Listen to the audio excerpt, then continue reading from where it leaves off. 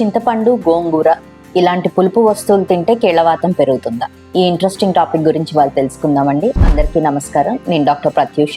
నేను ఒక MD/DM రుమటాలజిస్ట్ని from Pratyusha rheumatology care, Guntur. So మన సొసైటీలో ఇది చాలా కామన్గా మనం వినే మాట అండి. కీళ్ళవాతం ఉందా, పులుపు వస్తువులు అస్సలు ముట్టుకోవద్దు, ముట్టుకుంటే మాత్రం నొప్పులు ఎక్కువైపోతాయి అని చెప్తుంటారు. సో దానికి సైంటిఫిక్ ఎవిడెన్స్, లైక్ పులుపు తింటే, అంటే బేసిక్గా పులుపు అంటే ఇక్కడ యాసిడ్ అని తీసుకోవచ్చు. యాసిడ్కి సంబంధించిన వస్తువులు తింటే కీళ్ళ నొప్పులు పెరుగుతాయా? సో ఎక్కువగా చెప్పే కాన్సెప్ట్ ఏంటంటే, కొన్ని రకాల ఆల్టర్నేట్ మెడిసిన్స్లో యాసిడ్ అనేది జాయింట్లోకి వెళ్ళి కార్టిలేజ్ని డ్యామేజ్ చేస్తుంది అనేది ఒక థియరీ అండి.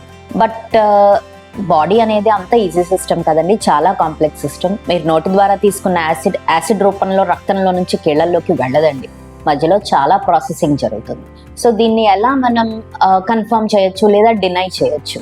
దీనికోసం 2022లో ఒక ఇంట్రెస్టింగ్ స్టడీ జరిగిందండి. Case control study. అంటే కేస్ కంట్రోల్, రుమటాయిడ్ ఆర్థరైటిస్ ఉన్న వాళ్ళల్లో యాసిడ్ తీసుకునే వాళ్ళని, తీసుకునే వాళ్ళని కంపేర్ చేసి దీనివల్ల కీళ్ళ నొప్పులు పెరుగుతున్నాయా లేదా అని ఒక సైంటిఫిక్ అనాలిసిస్ చేశారండి.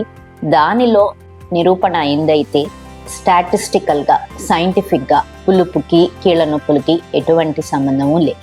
ఇలాంటి మరింత ఇంట్రెస్టింగ్ విషయాల కోసం ఫాలో అవ్వండి Prathyusha rheumatology care, Guntur. Thank you.